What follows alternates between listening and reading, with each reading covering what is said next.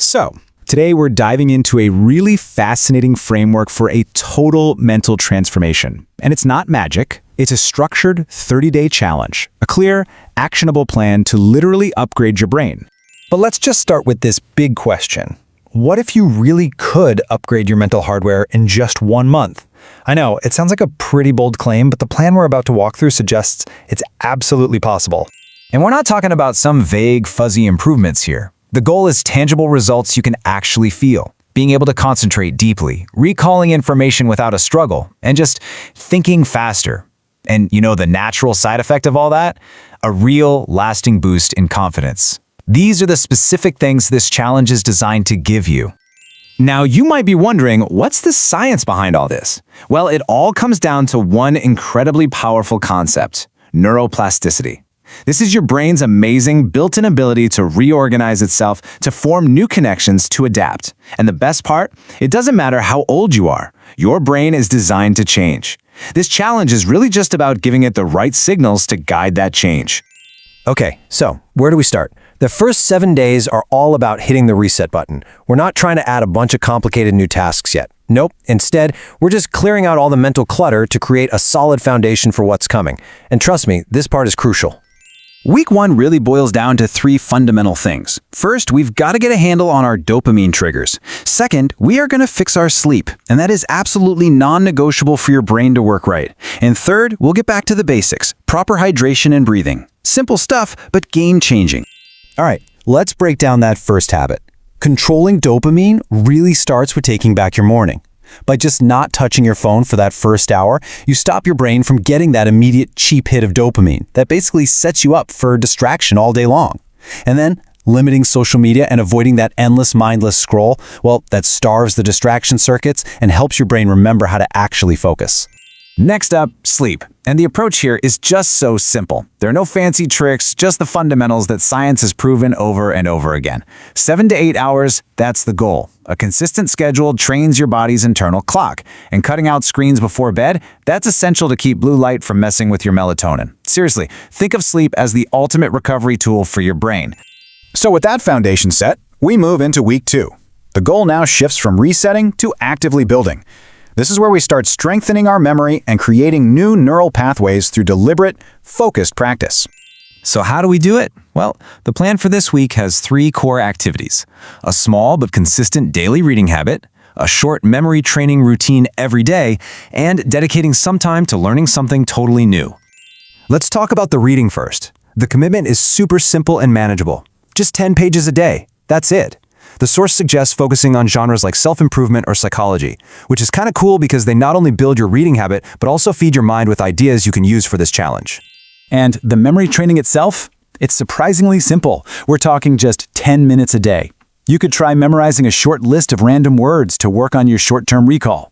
Or you could actively try to remember all the details of your previous day to strengthen your long-term memory.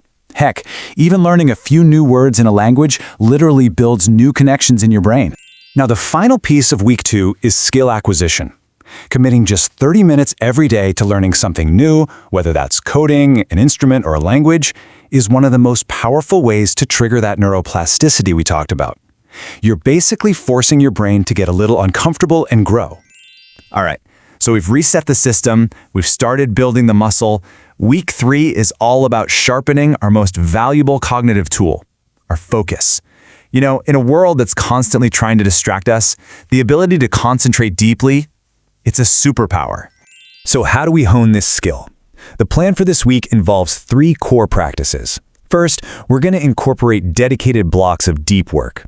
Second, we have to consciously abandon the myth of multitasking. And third, we'll use a daily journal to reflect and improve.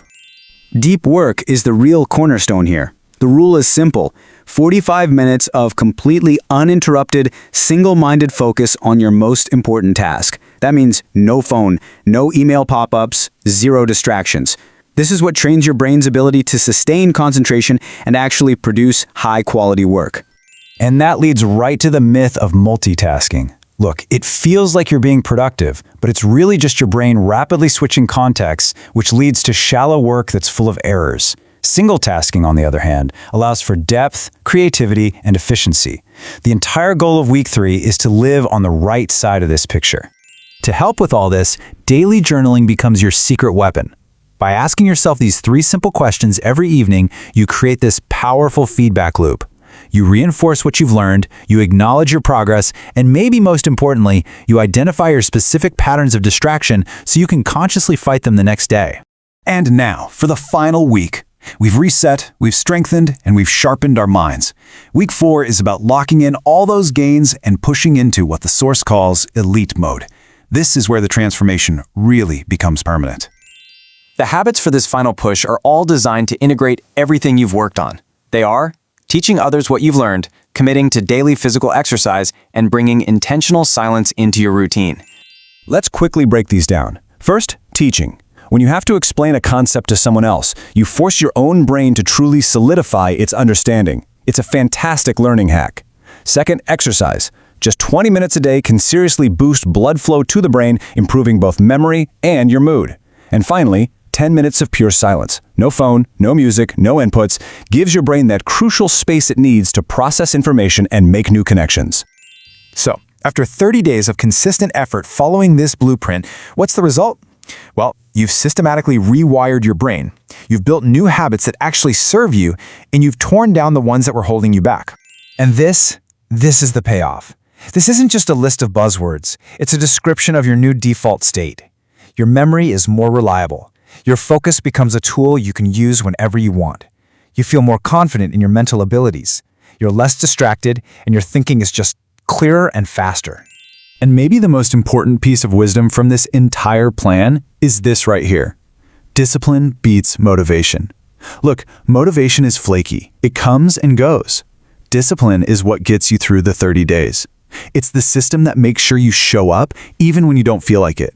That consistency, that's the true engine of this whole transformation. So, the plan is all laid out. The science behind it is solid, and the steps are crystal clear. The potential for a full cognitive upgrade is literally right here, in your hands. So the only real question left is, are you ready to start?